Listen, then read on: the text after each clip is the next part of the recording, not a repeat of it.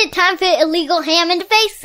But bro, where's the banjo? Some Cleveland sports shows try to give you hot takes, but only one can give you a big old piece of hot ham.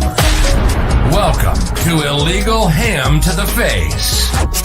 Talking all Cleveland sports. And don't forget our Fat Boy Tuesday, where we also ham it up with some fun food topics. Without further ado, let's serve up some ham. Here are the Ham Boys, Fatty, and Big Bry.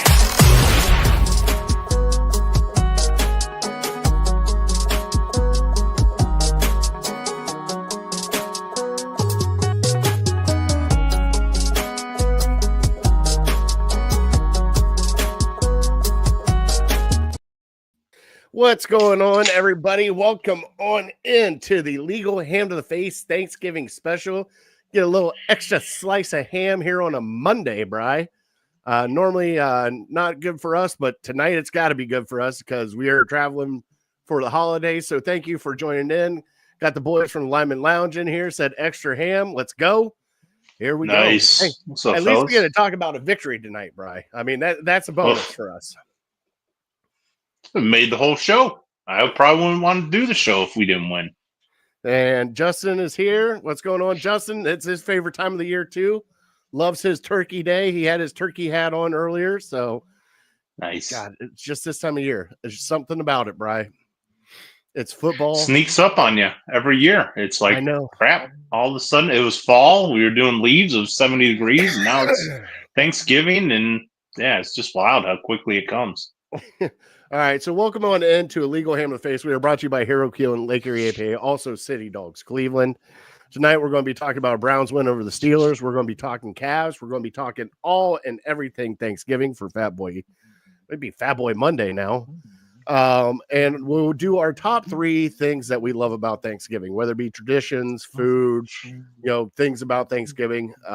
So we'll do that. We do have to admit we cannot do the Illegal Ham fantasy football update tonight because it is on a Monday and we still have players being played tonight. So we'll catch everybody up next week when we come back. We also want to wish everybody safe travels for wherever you're going for Thanksgiving. A great holiday. Happy Thanksgiving. Watch some football because it's going to be on all weekend. Bri, we got Lions and Bears. It's going to be a great game. Cowboys, Giants. Not so much. That's probably when I'll be taking my nap. And then we have, the game. Saturday, noon. High State, Michigan. In the shoe. It's going to be a fun one. So, Ohio State, Michigan, Saturday. Cavs, Celtics, Sunday. Browns, primetime, Monday. Sounds pretty awesome to me. Sounds great to me, right? Yeah, right. What a treat. I just hope the game's a game on Saturday. You probably don't, though. I don't want anywhere near a game on Saturday, but I want nothing to do with a game on Saturday. I want it to be 3 touchdowns and just cruise Saturday. I don't want any kind of fluke, anything crap happening, because guess what? If he loses again to Michigan this year with this team, Bri. Woo. You want to talk about rumors circling? That will be probably one of the hottest seats here in Ohio, period. Can't even say it was Stefanski's seat.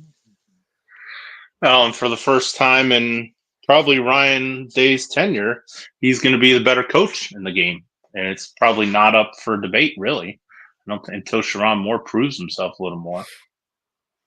The coaching advantage is Buckeyes. A lot of people are ranked higher than Michigan this year. They're just. Oh, they went all in last year and it paid off. They're in a rebuild. Yeah, they're in a rebuild. You heard the big news on Thursday. My Thursday started off with a bang before the Browns game. Must be nice to have that Dave Portnoy money. Just, throwing it out there, getting. This is the tip of the iceberg. We'll look back in 10 years and say, really, we're making a big deal about a high school kid getting $10 million? Like, kids will get $10 million a year. This is just, I mean, we make a big deal about Ohio State having the highest paid roster at like 20 million or something around there. That's going to be chump change in 10 years. 20 million will be what Illinois spends in NIL money. Jeez. It's a Oh, it's just slippery going to slope we're on be already. crazy. Oh, it's going to be crazy. Yeah. All right, Brian. Well, let's get into our show, buddy. We'll dive into Ohio State, Michigan here a little bit later. Brian, do you have any shout outs this week, my brother? Nope, no shout outs for me, sir. The only shout out I got a couple of them. I got Harold. We had a 9-ball Scotch doubles tournament that I was in this weekend. Made it all the way to the finals. I ended up losing in the finals. Me and my partner JT shot well all the way through. Brian just kind of got just bad rolls, bad beats. It happens, but I want to shout out Harold for having it was a straight to Vegas tournament, Brian. So you win it, you're straight to Vegas. So biggest trip was going to be in April. But it was a great tournament. Everybody had fun. First tournament I have played, and not gonna lie, it's been a while since I've actually played in a tournament. So it was quite fun. Glad to be back out there on the circuit a little bit and throw my name in the hat on some things. So I want to thank those guys for a great weekend and having a good time. Other than that, Bri, I got no more shout outs. We got Thanksgiving coming up. Then just shout out to everybody traveling, families, flying out. Just enjoy it. Enjoy your time at Thanksgiving. Enjoy your family. Even if you aren't going to family, if you're doing it at home by yourself, just enjoy Thanksgiving. It's a great time. It's a great time for food and just relax with family, relax with friends. You know, a lot of Friendsgivings are going on right now. Just enjoy it. Just enjoy every minute of it because you never know when good Lord is going to take it away from you, Bri. And that's the way we got to live life from here on out is just enjoy every little bit you get because never know what tomorrow will bring. So have fun, everybody, and safe travels, please, especially with the weather that's coming. Ugh, snow, Bri. Wasn't looking forward to it. Oh, this weekend they're calling for snow? Yep. The Lake Erie Snow Machine is going to be kicking back up again on Thursday night into Friday. So, no good. No bueno. And hey, guess what? It's my snow weekend, of course. Oh, you're going to be out of town. No, you coming back? Yeah, it's a short trip. We're leaving tomorrow, coming back on late Thursday night. And then I'll be back into work on Friday. So, because Hope has to work Friday too. So we're kind of handcuffed on that one. I see. Right. Craig is in here. Craig, thank you for joining tonight. All right. So, Brian, with that being said, we do a trivia. We do it every week. This week, it is your week for trivia, which is brought to you by City Dogs Cleveland. Let me bring up our boy. He is still there. We have another hopeful that we have got to get out of the kennel is Ashlyn. Right there he is, 2-year-old, 50-pound puppy. Go get him out of there, please. He needs a home. And like we said, if you cannot adopt, please volunteer, donate, whatever you guys can do to help out City Dogs Cleveland. Also, on a side note, December 15th, I believe that's the Kansas City Chiefs game. Correct, Brian? I will be there. Mac for Mutts, West 3rd and Summit. Tailgate, $25. Get you in, get you beer, get you some mac and cheese. So head out to West 3rd and Summit, right underneath the bridge. Brian, you know exactly where it's at, right there on the corner underneath the bridge. Mm-hmm. At the door, they're taking donations now. $25 donations up front, 30 at the gate. When you get there, proceeds go straight to City Dogs Cleveland, and they are making some killer mac and cheese that I've already heard about already. Right? Dare I say a smoked brisket mac and cheese? Doesn't sound bad. So please go check them out at West 3rd and Summit. Top Dog Tailgate. They will have the wheel of jerseys. They will have City Dogs will be there. Our boy Ice Cube, Eric, Top Dog himself will be there. So please go check them out. James is here tonight. James, what is going on, brother? And what's up, James? Here we go. James Brian. taking cheap shots at my quarterback, James, calling you out. Taking cheap shots at Deshaun all day long. I keep it above ground here. I take cheap shots about the 49ers, James. Your window's closing, my man. Quick. Oh boy, those are Bry. Sorry, I'm keeping it real. Oh, they got to pay Brock Purdy $60 million next year. I got an aging running back. Just paid a wide receiver $35 million, and they're 5-6 or 5-7 or whatever. I'm just Don't want to hear it, but hey, just going to click come on out. this You sounder. start taking cheap shot at the Browns. Just going to Love click James. the sounder right now. Here we go.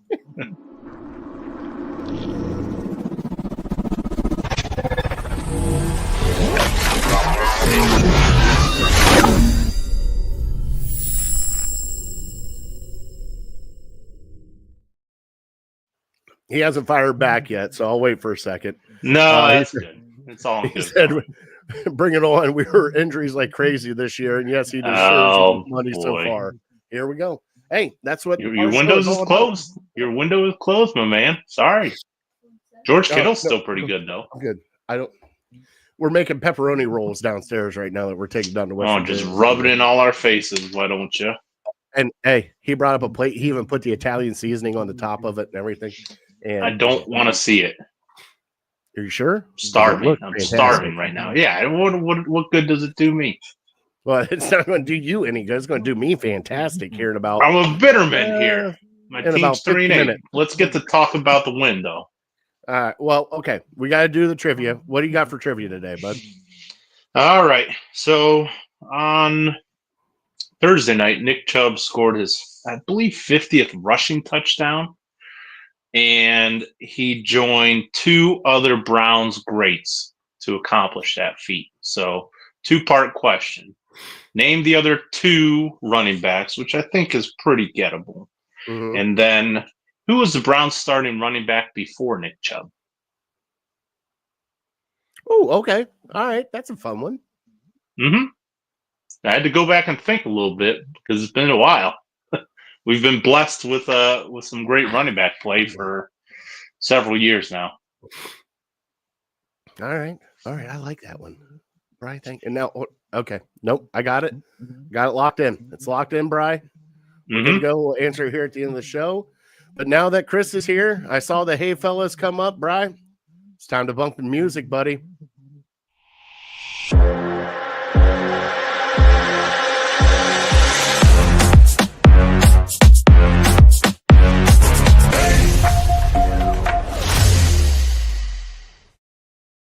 All right. It is time for your Cleveland headlines. Right now, Bri, we do have one very hot team going right now. And yes, they lost to the Celtics. That was the last show that we had, but they are 17-1, Bri, and they are still chugging along and playing. Ty Jerome. What the heck? Like, this team, it's different people scoring every night, Bri, and they're still on fire.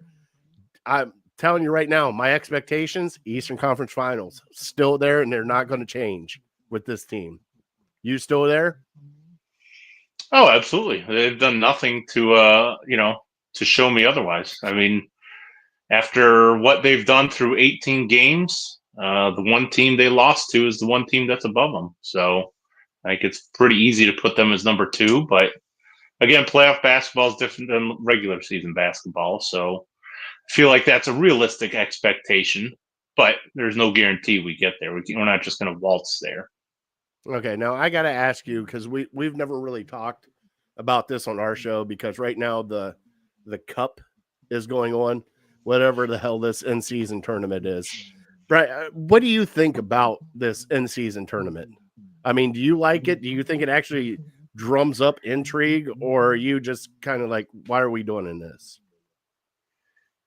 I don't know. I see the reasoning for doing it because, it's in the middle of football season, college football, NFL, not many people paying attention to the NBA. So I understand why they're doing it.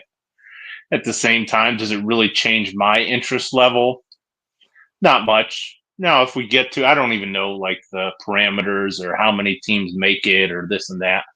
If the Cavs are in the Final Four or something, or playing in the final game to win it, yes, I'm gonna watch it, and I'll tell you. But do I really understand how it works? No. Do I really care? Not really.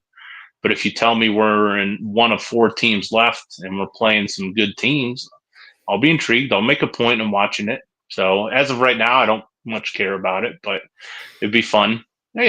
Anytime anything's up for grabs, you want to win it. So I guess for that sake, I'm kind of rooting for them, but it doesn't intrigue me right now enough to go out and seek these games. What are they? Do they play them on like Tuesdays and Fridays or something?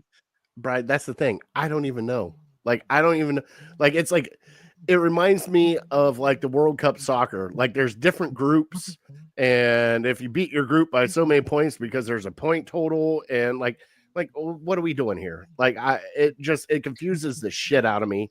And yes, they had George Niang on this morning on the Carmen show, and I don't know if you heard it this morning, him talking about it. Mm-mm. But they pretty much just flat out asked him and said, "Hey, are the players actually interested in this?" He goes, "Yeah, there's money involved. Sure, when you got I understand. $500,000 involved, and I get that. But like Brian, for me, if you are, I think they need to add to the stakes besides the money. Like if you win the in-season tournament, you're guaranteed locked into the playoffs. Now you're not going to get a first round bye, but you're locked into the playoffs. Like something of that nature to give the actual teams incentive to play, because even if you have a horrible season, let's just say I'm not even going to bring up the Bulls. Let's find a perennial New Orleans Pelicans. Let's just throw the Lakers last year. The Lakers won the in-season tournament, and I believe they were a play-in team, so they just barely made it into the playoffs. Yeah, but just something of that incentive. Like you'll be past the play-in team, like you're in the playoffs, but you're like the very last seed in the playoffs. Like the number 6 seed or whatever the hell it is. Yeah, I mean, for me, frankly put, it's just if I hear, oh, the Cavs are playing Charlotte, and I'm like, I'm not going to watch that. Oh, but it's a cup game.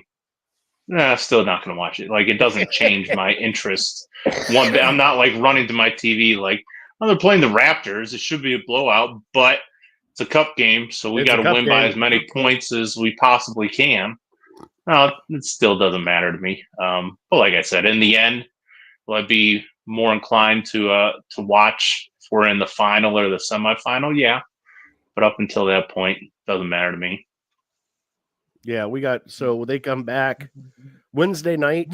They have a game against the Hawks, and then let's see, Celtics on Sunday. Or no, Hawks. Oh, they got back to back. So they got Wednesday at the Hawks. Hawks come here Wednesday. We're there Friday, and then the Celtics on Sunday, and then the Wizards on Tuesday. So we got 2 cup group stages coming up with the Hawks and the Wizards. But that, I'm telling you what, that Sunday, 6:00, that's going to be a fun game to watch again. And Celtics are coming here. Mm-hmm. Love to see what happens. It's going to be a good game, I think. Yeah, we'll just hope we can stay relatively healthy. All the guys we were missing for that game last week that we were kind of watching as it was going on. But for us to be that close with those guys and the Celtics just shooting the lights out, it gives you hope. It also gives you some concern with Darius Garland once again. Hey, we need you to step up. This is a really difficult team. We need you to be on your A game, and he brings D- game. And it's easy for people to say, well, he just had one bad game, no big deal. Yeah, well, he seems to have a lot of those one bad games when we really need him against very difficult teams. So you wonder, how much is it that when he plays better competition, he struggles? How much is it when he plays when more eyes are on him, he struggles? I don't think it's just a coincidence that he just happened to have one bad game when we play the number 1 team in the league. Yeah. No, I get you. Well, it's going to be a fun season no matter what if they keep his pace up. Oh, yeah. Oh, for sure. And it's something to look forward to.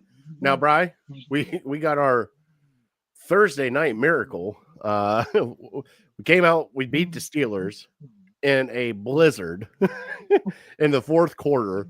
That's when we scored the most points in that blizzard. And it was a crazy game all the way through. Thursday night football, it was prime time. Fans, everybody that stayed for that entire game, kudos to you, because that got to be like whiteout conditions there for a little bit. And Brian, I know we talk a lot about, the quarterbacks and, what's going to happen, but the performance that Jameis put on, and yes, he threw an interception, but the rushing touchdown there at the end, not having the earpiece in, taking the visor off, doing snow angels at the end of the game with all the guys from just in the pregame speech. Didn't even do him correctly. It doesn't even matter. It didn't he was even matter. face down. He ain't like never that seen kid's snow, from the right? South. I know that dude. That dude is from the deep South. He don't even know how to do a snow angel. That was hilarious. That's what makes him endearing. And it's just like you're watching this, and it's like, okay.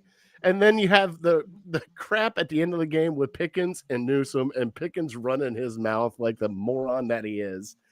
And it cracks me up. But Brian, we did get a win. Both you and I, you almost knocked the score right on the noggin. Didn't you pick like 23 to like 16 or 18? No, I had the Browns winning by 5. So I knows that I had 20 to 15. So they scored a little more than me or than I thought. But I was wondering, like at the end, if they kicked the field goal, it would have been 21-18 or something like that, I think. But just crazy how it was, points were hard to come by. Our defense played unbelievable, and it was, I think, 18-6 or something in the fourth quarter. And then before you know it, they score. We have the turnover, then they score again, like all in 2 or 3 minutes. And you're like, you got to be kidding me. Like my wife had gone to bed. She's like, oh, yeah, this game's in hand. And I'm like, I've seen way too many Browns games to start counting my chickens now. And so sure enough, yeah, before you know it, we're losing. And it's not too hard to think back to the last time that we were in a fourth quarter and a brawl and the game was neck and neck and we just absolutely peed down our leg and we got blown out. So, those thoughts start creeping back into your mind. And Jameis had the turnover, the fumble, and then he had the interception. And you're like, oh, you got to be kidding me. And, so at that point, I was like, I know some Browns fans left, and if I was there, who knows what I would have done. But I laid on the couch. I started to calm down a little bit. I'm like, all right, this is it. This is just a slow death. I've seen this before. They're going to get a couple first downs, or we're going to have a crucial penalty and give them a first down, and then they're just going to run the clock out. And so give credit to the defense. They stepped up. They stood tall and got the ball back, and then the rest is history. I mean, it was an unbelievable game. I could not. I told my brother yesterday, I couldn't believe how into the game I was. Like for a 2-8 football team. Oh yeah. Like my heart's beating really fast. I'm like standing up half the time. I got a baby sleeping here, so I'm like screaming, but trying to keep it down a little bit. And I almost reacted like I would if we had something on the line or if it was a playoff game or something like that. I was so much invested into this game, and it was just so awesome. Because just knowing what it meant for the Steelers and, the Browns seem to get up for games like this. And that's the good thing about Stefanski is, he seems to get these guys up for division games. And we can make the argument about other games, non-division games. But trying to keep it positive, he's just, the report came out before the game that him and Barry were safe, and you hear those and you're like, oh, come on, what if we get blown out here? We're going to want his head. And so he did the opposite and called a gem of a game. Jameis Winston just played unbelievable. He made the plays when he absolutely had to, that fourth down, picking up a couple. Even the pass in the Njoku in the end zone. I mean, there was passes that were, they were just right there. And it was just like, oh my God. And Brian, I was with you. Like I was locked in, like you and I were texting there towards the end of the game. I'm like, what is going on with this team? Because like you said, that's normally a position where either we lay down or something stupid happens where we lose the game, where, you get them at 3rd and 33 and next thing you know, it's a pass interference call. And then here we go, first down again. And it's like, awesome. I was waiting on that the entire time. And it never came to fruition, Brian. It was just, and Brian, Myles Garrett put on a show and man made somebody named Watt look really bad on the other side that really didn't do anything. But, according to a certain wide receiver, the Browns only won because of the weather. And, you know, I'm glad that we just won because of the weather. Yeah, where were you at in that Hail Mary? He's public enemy number one as far as I'm concerned. If you're looking for a Steeler to hate now that Roethlisberger's not there, you know, Russell Wilson's kind of nerdy. T.J. Watt, you know, you don't like him because you think he's maybe a little bit overrated. But personally, I don't really have anything against the guy. But George Pickens, yeah, he's a man child. He has a man's body, but he is a child, and he's just throwing temper tantrums. I saw a video today about you know, when Delpit pulled off his mouth guard and threw it on the ground, and he got flagged for it. Well, there was somebody who took a video. Pickens, as Delpit's like backpedaling, Pickens sticks his leg out to try to trip him as he's going backwards, and that's why that's what sparked Delpit getting upset like that. So yeah, and even Steelers fans don't even like the guy. They put up with him because he's very talented, and once in a while he can put his ego aside and his antics aside and make some plays. But yeah, he's like a poor man's Antonio Brown. Really, he doesn't have the production there, but the attitude is absolutely there. So just the fact to beat him and to have him blame everything but his play is just, you know, music to your ears. It's like, this guy just doesn't get it. He's a child. It's hilarious. And we face him again here in a couple weeks. So bring it on, man. I can't wait. I just love the fact that he's sitting there crying about, you know, we only won because of the weather. And where were you at on that Hail Mary? Oh, wait, you were up against the wall fighting Greg Newsome, nowhere near the play because you're an idiot. Like, God, Bri. Like, I'm just sitting there laughing. I'm like, what is this guy doing? And like the one pass interference call that he wanted so freaking bad when he was throwing the snow around and throwing his little baby tantrum, there was nothing there. Like, they ran into each other. Both of them did. The ball was, he couldn't even catch the ball anyways. So it wasn't even that factor. It's like, come on, man. But bonus, Brian, Nick Chubb. Nick Chubb. 2 touchdowns, Bri. God, it's so nice seeing him in the end zone. And and he ran good. He ran good this game, Bri. Well, yeah, you love seeing it. I mean, it still's not the Nick Chubb we're used to. I think his yards per carry was still down pretty low, maybe in the 3s or something like that. So he's still not quite there. But yeah, just to get those hard-nosed yards at the goal line, 4th and 1, picking up a bunch. Yeah, it was awesome. And you know, we're probably not going to do players of the game because we haven't really done a whole lot this year because frankly there haven't been many cases when it was warranted. But a couple guys to shout out, or you know, you mentioned Myles Garrett had a huge game and TJ Watt did not. Well, there's a reason TJ Watt did not. That's because Jack Conklin shut him down, and he's so underrated. He's so underappreciated. Everyone just wants to, you know, paint the narrative that he's just never healthy, and he's struggled with injuries lately. But when he's been on the field, he's not no Jed Wills here. He's not like a guy who's just giving us half effort and only performing, you know, slightly below what he's capable of. This guy, he's dealing with injuries. He's probably pretty sore, pretty banged up. You know, he's getting up there in age for a football player, and you know, he just went out there and he handled his business and shut down what a lot of people think is the premier pass rusher in the NFL. So yeah, hopefully he can keep it up. And you know, I keep reminding people, last time he was healthy for a full year, he was an All-Pro. He was the best right tackle in the game, and so we just we don't appreciate him enough. So let me give him a shout out. The other shout out is Jerry Jeudy, just making some unbelievable catches. And you know, none of these guys have really played in conditions like that. But yeah, for a kid from the South who went to Alabama, who's been struggling with injuries, to play in, you know, a blizzard and to make plays when it absolutely mattered. Yeah, he's really come alive with Jameis, and you know, maybe they just found some connection, and it's just unspoken bond between the two of them because he always seems to know where to put it. and Judy seems to come up with it. So yeah, it's been a treat watching him. Yes.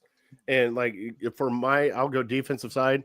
Grant Delpit had one heck of a game, just everywhere. And just to have that guy and there's one guy that we haven't talked about in a while, and I don't know what's going on because I haven't heard any news on him.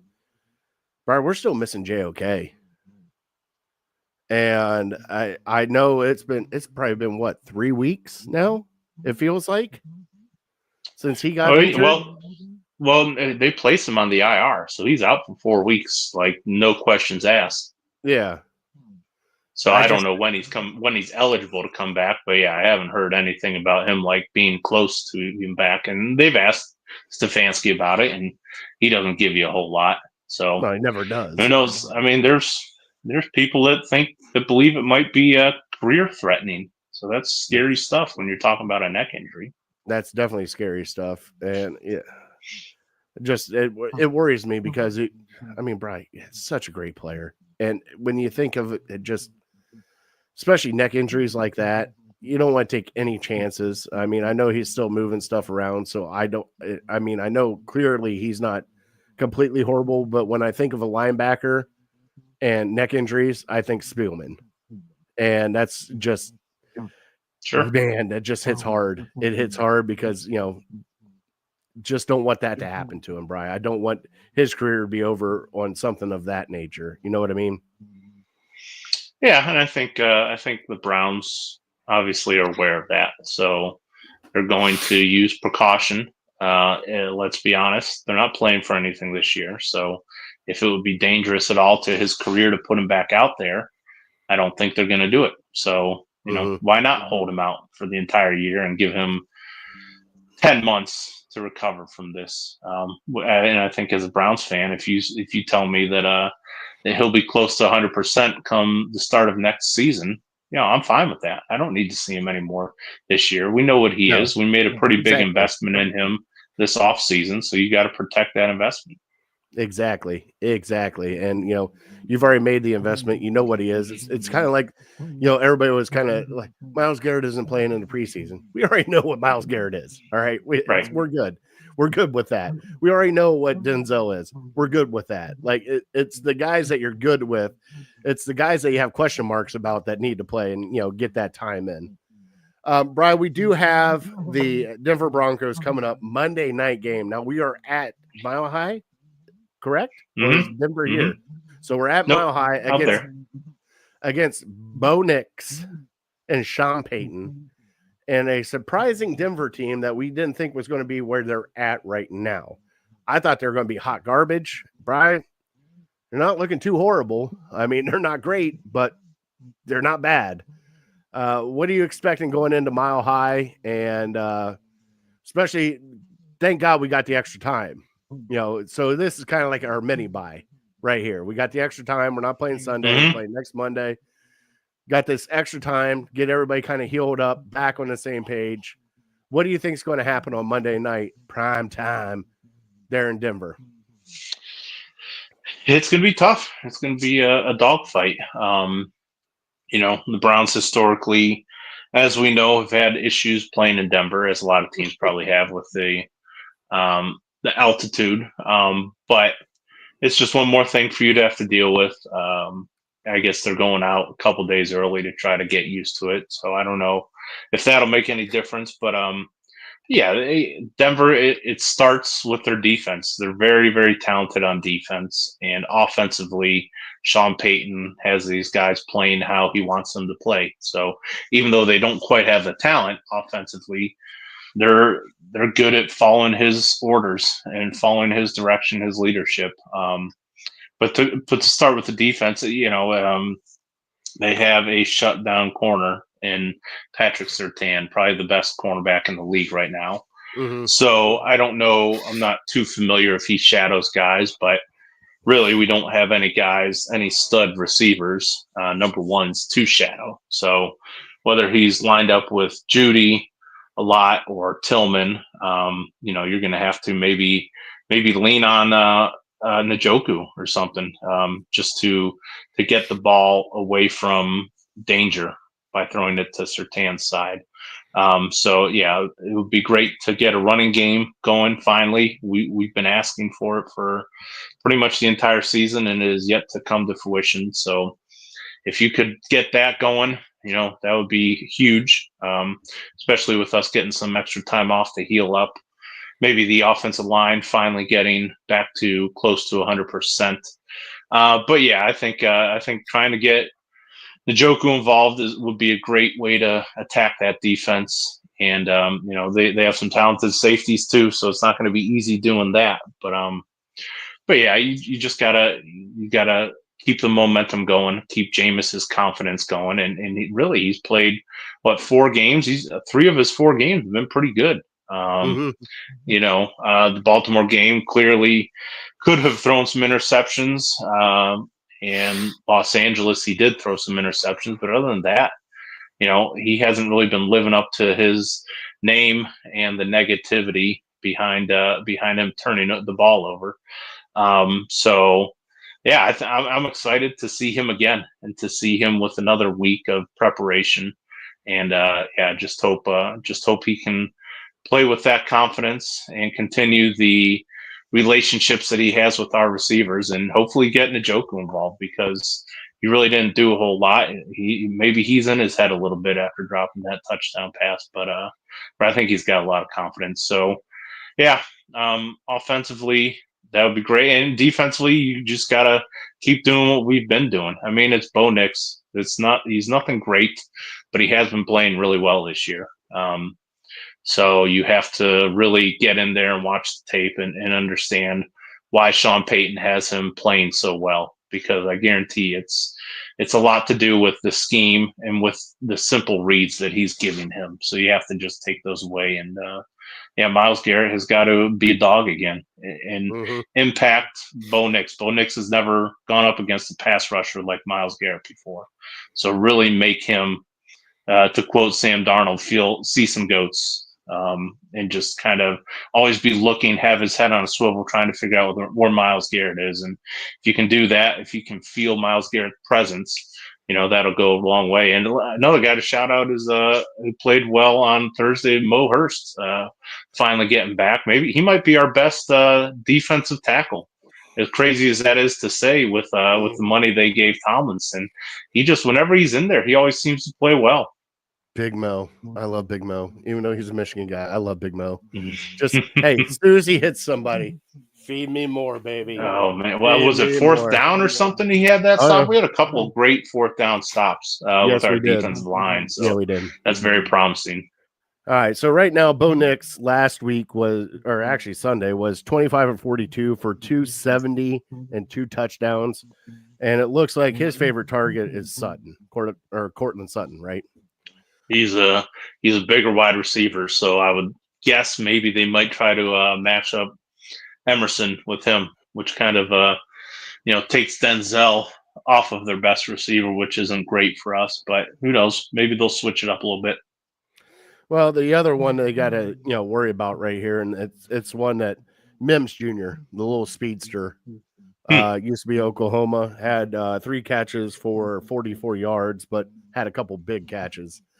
I think what you said, Bri, I'm not worried about their run game, because of obviously Javonte Williams wasn't good last week, and McGoffin they only had like 50 yards rushing, Bri.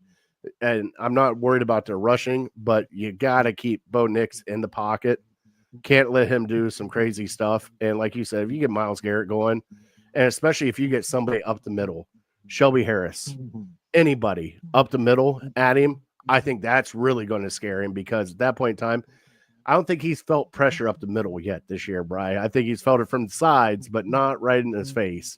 And I think if you can get a couple guys in his face, give him a little happy feet. Dare I say, Bri?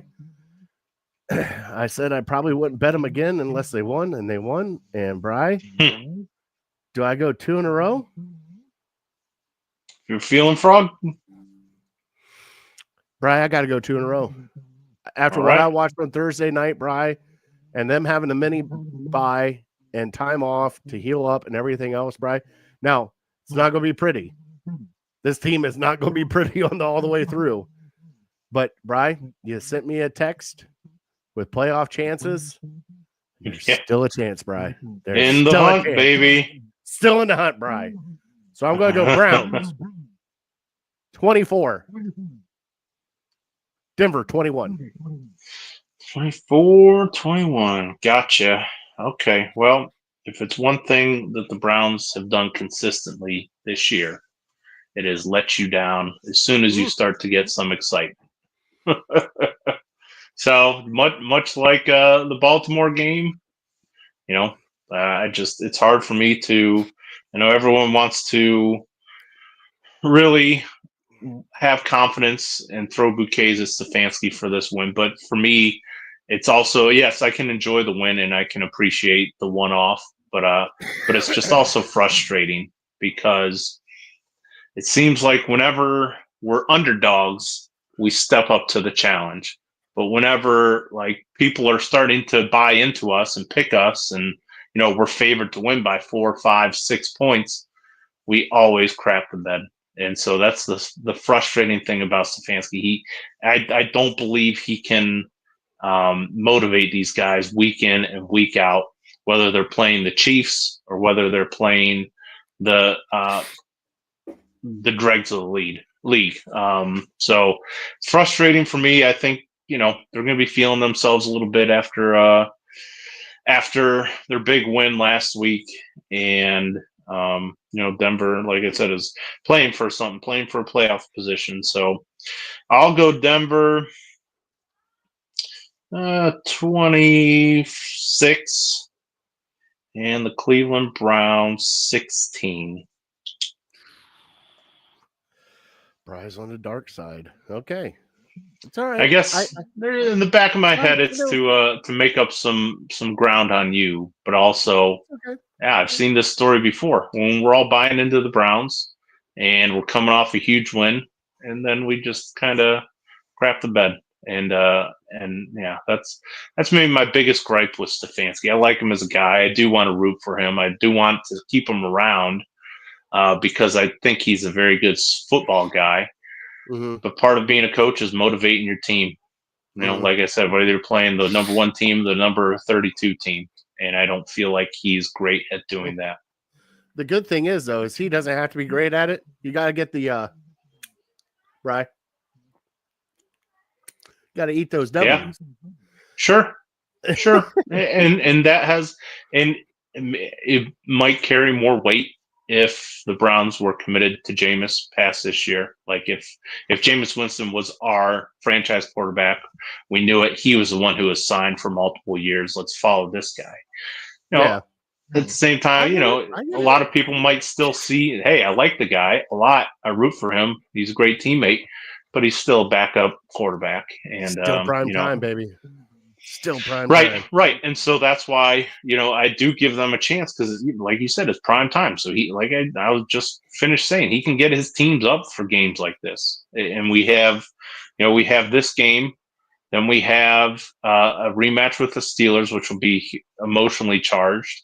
And then you have arguably the best team, the 2-time Super Bowl champions, coming to your house. So the next 3 games should be games that are easy to get up for. Now, will they get up for them? I don't know. Yeah. Now, Bri, you brought up, and I heard it too on Thursday night, Albert Breer came out and said both Stefanski and Barry are safe. Okay. We had a whole conversation beforehand of like, what's going to happen with this? Like, somebody might get fired from all this, blah, blah, blah. How was your reaction when that news came out, when Albert Breer said they were kind of safe?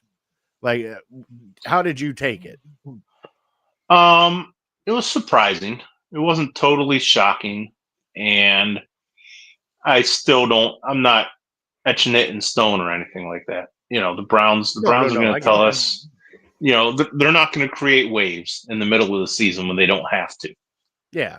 They've told us in the past, no, Baker Mayfield's our quarterback. No, he's our guy. That couldn't be further from the truth. People were up in arms when Andrew Berry in his press conference didn't flat out come and say, oh, yeah, we're cutting Deshaun Watson. He's out of here. No chance he comes back.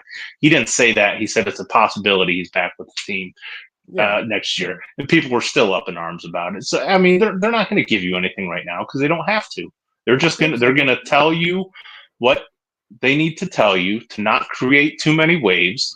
And then in the middle of the night or on a Friday afternoon, they're not going to have some big press conference. If they want to fire Stefanski at the end of the season, boom, you're gone. And then now we'll deal with the questions that you have. It's how a lot of pro sports teams deal with public relations and deal with questions about their coach being fired. You know, they just lie through their teeth.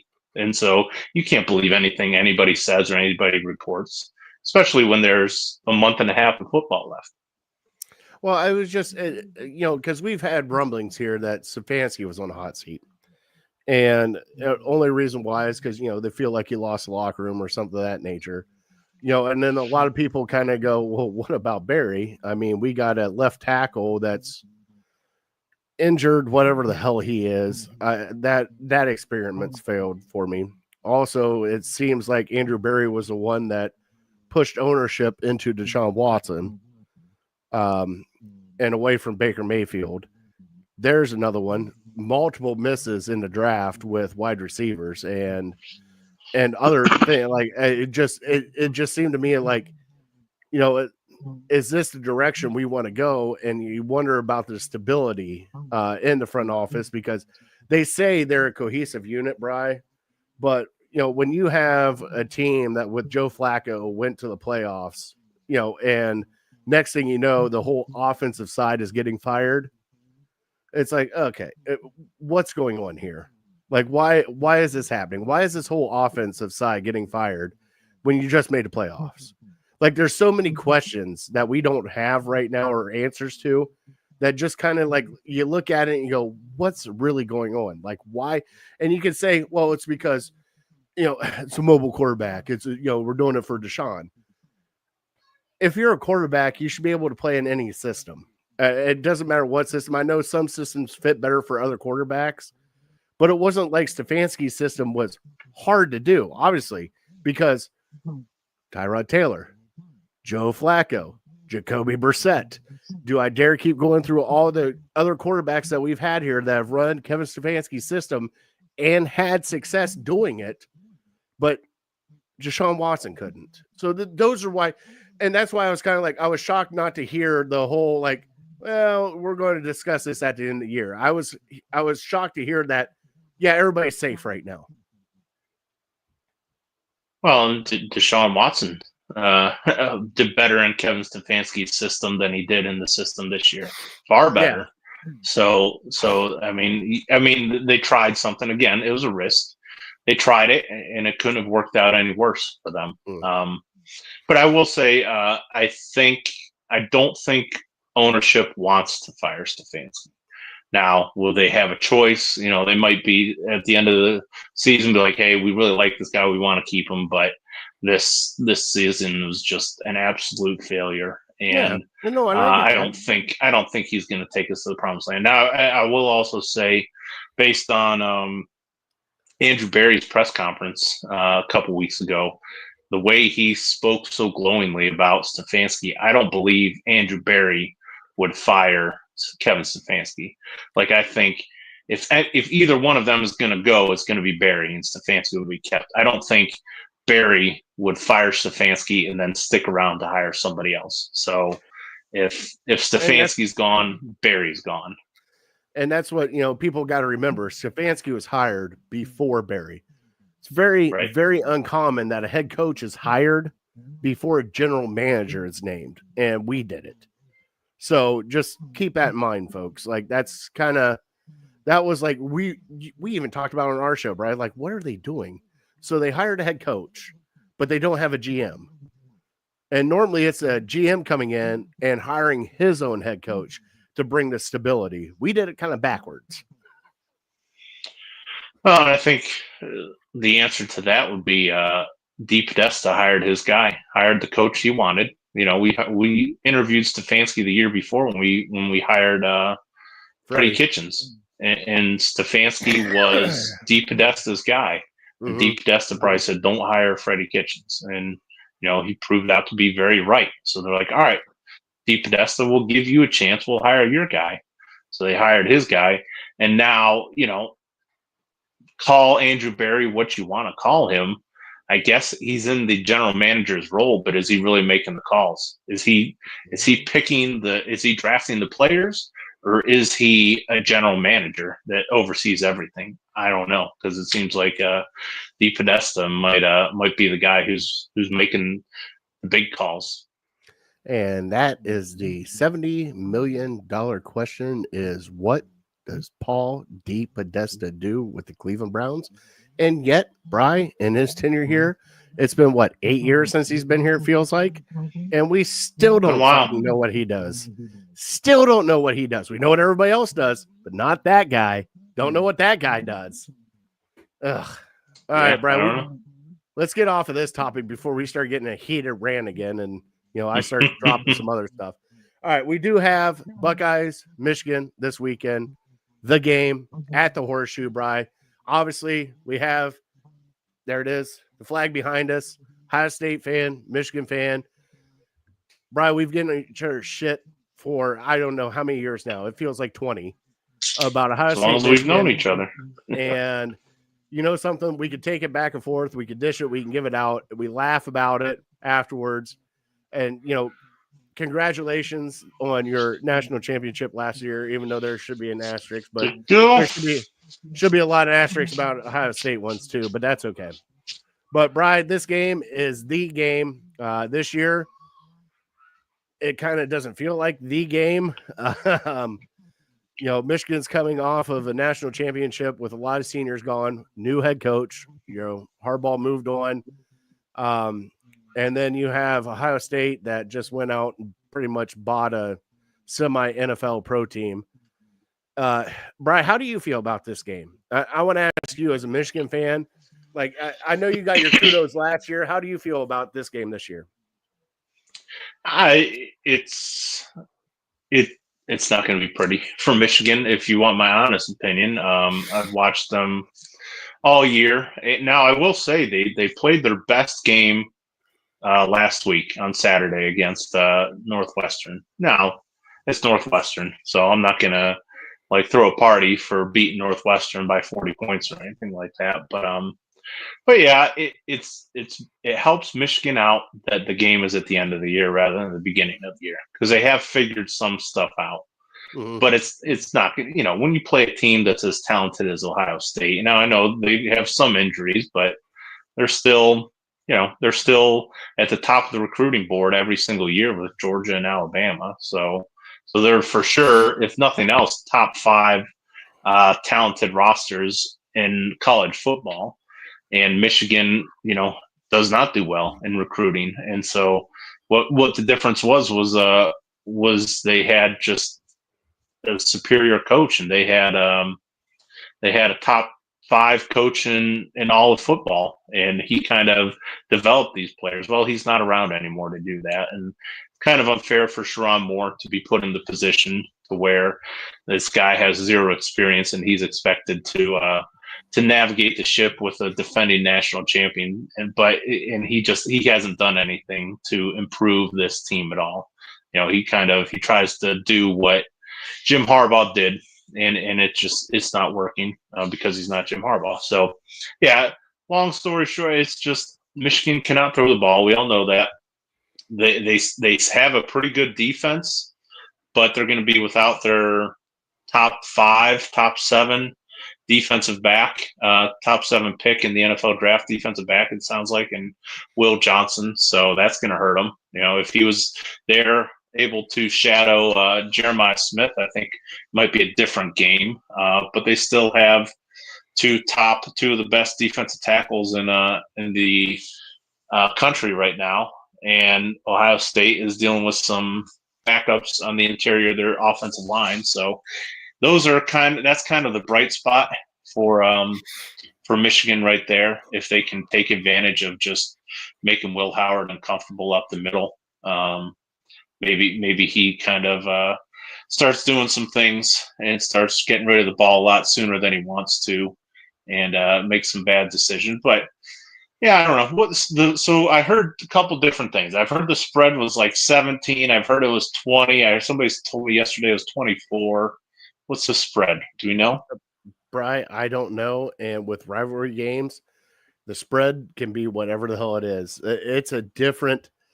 We've watched games that the spreads have been 35, and next thing you know, it's a rivalry game. It's Alabama LSU or whatever the hell it is. Next thing you know, it's a 3-point game, and I don't trust spreads, especially during rivalry games, because it doesn't matter. It's a different animal. It's a different intensity.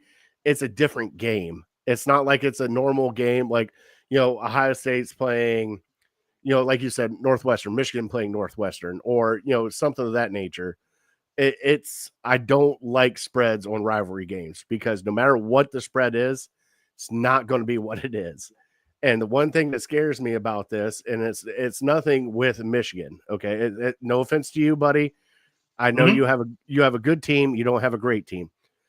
One thing that scares me the most about this is, one, if Ryan Day can actually finally win one against Michigan, and two, Bri, I don't want it to be close.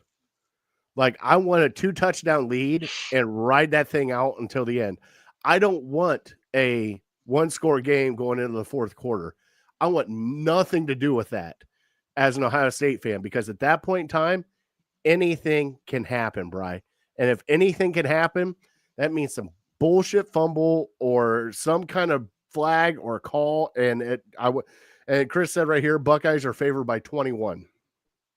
Okay. Sounds about right, I'd say. It's just a rivalry game, right? And it's always been that way with me in rivalry games. And you and I have watched the Ohio State-Michigan game enough. I mean, look at all the Cooper years where Cooper has had probably some of the best teams Ohio State's had, and they go into Michigan and just get trounced. We've had, Dressel years where you guys have had great teams, and then Tressel comes in, and it's just a different game, Bri. It's a different feeling. It's a different atmosphere. It's just a totally different feeling. And everybody can say oh, Oklahoma, Texas, and Alabama, LSU. No, there's a reason why they call it the game, because no matter what happens at this game, it doesn't matter if somebody's number 1 and somebody is 5 and 6 or whatever the hell they are.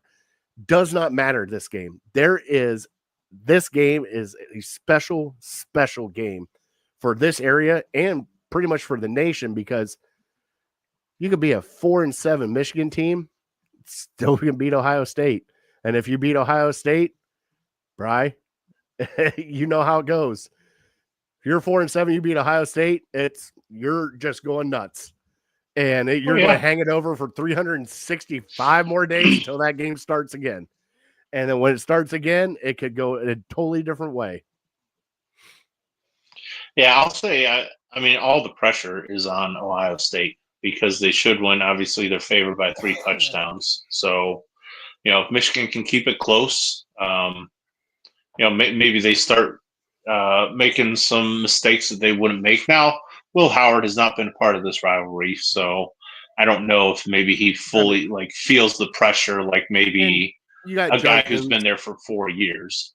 Yeah, Judkins but yeah, I think maybe he's not. Maybe those guys that have just been here for the first year, they're not feeling that pressure. Their butthole might not pucker up like some of the other guys, like some of the coaches might, who know what's on the line. Like if Ohio State doesn't win this year, they're in serious trouble, and probably nothing short of a national championship could save Ryan Day's job after that. But at that point in time, would you still have so if Ohio State lost to Michigan, would you still have Ohio State in the top 12? Oh yeah, they're in, no doubt. They're in no matter what. They lose to Michigan, then they're 10-2. Mm-hmm. They don't go to the Big Ten championship game, so they can't lose the third game. So 10-2, they're in. I don't think they can go to the Big Ten championship game right now. That's what I'm saying. Well, Oregon's there, and it would be Ohio State if they win. But if Ohio State loses, they would have 2 losses. So either Indiana or Penn State would go with only 1 loss. So you have to explain to me here. All right. So we used to have the Scarlet, what was it? Scarlet and Gray or whatever. Legends and Leaders. So that's gone now, and it's just the top that's gone. 2, right? Right. So that's why, hopefully next year, hopefully in the next couple of years, like it's a real opportunity. Michigan, Ohio State can play back-to-back weeks, Dude, that'd be awesome. which will be crazy to think. Like, Right, so what do you oh my do? God. Yeah, but what do you do with the first game? Do you just kind of like not show your cards and just like play for the second game? Hold on, it depends on what's on the line, right? Because at the point in time, let's just say the Big there Ten wouldn't be has anything on the off year. line. Well, no, like the Big Ten championship will be on the line. But what I'm saying is because everybody's going to want a national championship, and that's what they're going for. Yeah. Oh my God, I want a Big Ten championship. Yeah, okay. But national championship is what everybody's goals are. All right. So at the point in time, you sit there and you have an Ohio State, Michigan team, and let's just say hypothetically this happens, and the Big Ten's down. You got Ohio State, Michigan, both 9-3. Okay. Mhm. But both are going to make the playoffs, but Ohio State can have a couple of home games and Michigan get like a bye. Like it's just a weird dynamic now that there's 12 teams in the playoff.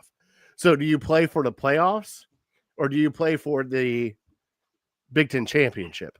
And that's where the whole thing is going to come, because if you're guaranteed that you're going to make the playoffs, no matter what happens, then why would you try to get the Big Ten championship? Why don't you try to position yourself better? Like if you beat Michigan and win the Big Ten championship, you get the bye, all that stuff, you move on, and that benefits your team. But if you have a team in there that's coming in from, whatever, let's just say for sake of West Virginia makes it in, okay, would you rather take that loss, go to the lower bracket, play West Virginia, and then come through and get that momentum off of West Virginia? Like it's a crazy, crazy atmosphere that we're about to have with a 12-team playoff. Yep, I hear you. We might have to move on. I'm running low here. Oh no, you're fine. I'm not trying to. You want to do trivia now? Let's do trivia now. All Just right, get so out of the way, trivia is just in brought to you by case I City shut Dogs off Cleveland. What do you got for trivia? So Nick Chubb trivia. He's the third running back in Browns history to rush for 50 touchdowns. Give me the other two. So I'm going to go Jim Brown. Yep. Why does I get the feeling it's a Pruitt? Not a Pruitt. Nope. It's not a Pruitt. Biner? Mm-mm. Oh. I believe he's in the Hall of Fame. Yeah, I know. Oh, my God. I can't think of his name now. Older running back. Mary Motley? Yes. Not Mary Motley. Really? Okay. Now I really don't know. Leroy Kelly. Oh, my God. Didn't he play for the Bills? That I don't know. This is going back to 60s, 70s. So the other one was, who was a starting running back before Nick Chubb for the Browns? It was an Ohio State running back. Yep. Was it Carlos Hyde? It was Carlos Hyde. Yeah. Remember, he was a starter for maybe 4 to 5 games. And then they traded him. Once they realized what they had with Nick Chubb, they traded Carlos Hyde. Before your phone dies, Bri, I want you to take a look at this. Bri, look deep into this camera. Can't see. Oh, there it is. Oh, I'm going to get into that later. That looks good. All right, let's quickly go through Thanksgiving. All right, let me. How bad's your percentage here, brother? 7%, but after 5. And now it's quick, time for Fat so you Boy might Tuesday. have 5 minutes at most. Okay, so Thanksgiving's up. Brian, what are some of your favorite Thanksgiving foods, bud? Like I know turkey's on there, everything else. Like, what are some of your favorite go-to foods for Thanksgiving? Absolutely mashed potatoes. My wife makes mac and cheese, but I really don't even consider that a Thanksgiving food, so I'm not putting that on there. Stuffing. I think stuffing, just because I don't have it any other time, but whenever I have it, I always enjoy. Not a big fan of green bean casserole. Pumpkin pie, I kind of attribute to whipped cream. Yeah. Oh, absolutely, with whipped cream for sure. What I think of, like, my family's huge green bean casserole. My mom, we do the pickled eggs and deviled eggs. That's always go to. One thing I do love about my family, though, Bri, is there is a crap ton of just finger foods. So you have, the vegetables and ranch dip. You have, the pickled eggs, deviled eggs. You have cheese trays with trail bologna and crackers. You have, just all that stuff to eat before you get to the main meal. But honestly, my favorite thing is, and I don't get it that often, and my sister will make it, succotash. I've told you about succotash. I love succotash. Corn and lima beans. We've done, and now I do have to ask you, okay, so we are trying it this year, and I have not tried this before. Have you done the turkey upside down before? No, I know nothing about it. Okay, so a lot of rumor speculating this. If you do the turkey upside down, all the juices flow down in the chicken breast, and then the turkey breast, and then the breast won't get as dry. Okay. Going to try it. Something to try. Absolutely try that for sure. Now, how do you prefer your turkey? Because I've had all sorts of turkey. Fried turkey's pretty good. I think smoked turkey's probably my favorite, though, if you do it right. I got a buddy, Ed, who smokes 2 different turkeys, and just fantastic. I hope Chris is still in here for this, Bri. The best turkey that I have had was the rotisserie style turkey that fucking Chris made. Wow. I'm dead serious. The flavor, everything, you still had the crispy skin on the outside, but just that slow process of the turning and everything. And I don't know what brine he used. Oh, he's still here. I don't know what brine he used. I didn't know. I know he had butter and herbs and everything else that he basted that thing with. But Bri, that turkey breast, rotisserie turkey, had the most flavor I have ever had in a turkey. Like, it was hands down the best I've ever had. Like, deep fried, sure. All right, done that before. Smoked, right? Great. All right, that was one of a kind. And I think he's doing a turkey breast this year, just a turkey breast though, not a whole turkey. But Bri, that that turkey did not last long. Do you guys in our do house. ham? Every now and then we do ham. Am I losing you?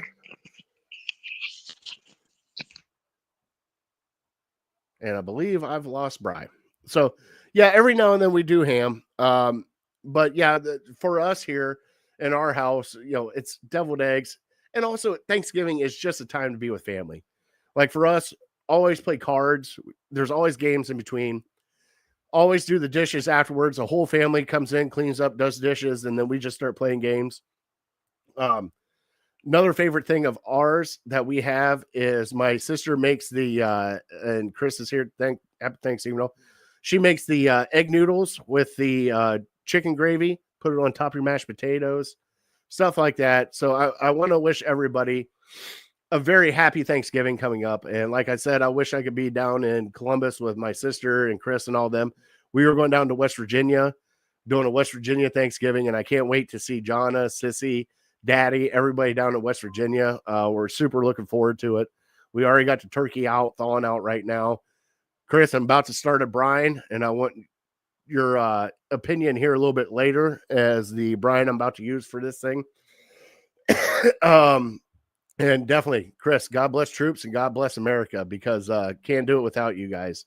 Normally we do our top 3 here at the end, but Bri is not here, so I will give you my top 3 go-tos for Thanksgiving, and especially if you're going to do a plate and do it right. My number 3 is the pickled eggs with beets. My mom makes them all the time. Pickled eggs are just a staple in our family. God, I love them. Number 2, it's got to be the green bean casserole. My family is huge on green bean casserole. My mom makes it all the time. I make it all the time. And little tip, you want to try something a little different than the French fried onions? Put some Funyuns on top of that thing and try it out and see how well you like it. And then number 1, can't go wrong with the turkey.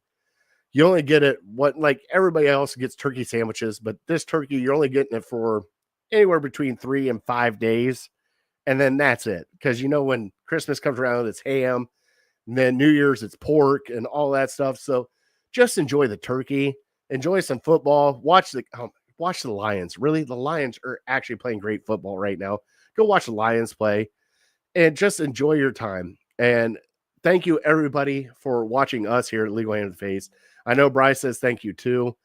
Like I said, I want to thank our troops and first responders for everything you guys do. We cannot do this show without you, and we really appreciate it. And if you're new to this show, please go like and subscribe. We got 137 people here watching it tonight. Go like, subscribe all of our channels. At Ham Illegal, it's on our YouTube. Go subscribe to that. We are on Twitter. We are on Facebook. We are on Snapchat. I don't even know what else we're on. We're on all the socials. So go check us out. Give us a like. Give us a subscribe. And drop some lines in some food topics that you guys want us to talk about. We love talking food. And that's one thing that Brian and I love the most is talking food because we're definitely different on food. So if you have some food topics that you want us to kind of hit up or want us to discuss, drop them in our comments. Hit us up on our email, illegalhamtotheface@gmail.com. And we appreciate it. And like we say at the end of every show, we're definitely uncorked, unloaded. We're out. Thank you guys for watching. God bless you. Safe travels. Happy Thanksgiving, everybody.